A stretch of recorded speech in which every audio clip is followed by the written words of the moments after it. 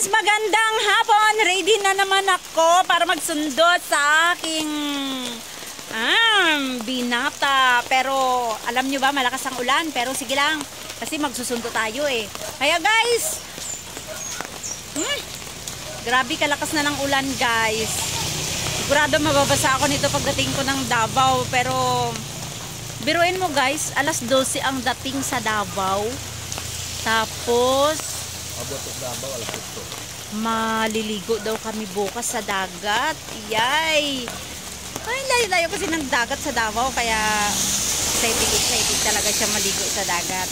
Kaya guys, alam na, bukas makikita nyo ang mga post ko, ang mga upload ko para sa Mer Grande Resorts sa Surel, Davao.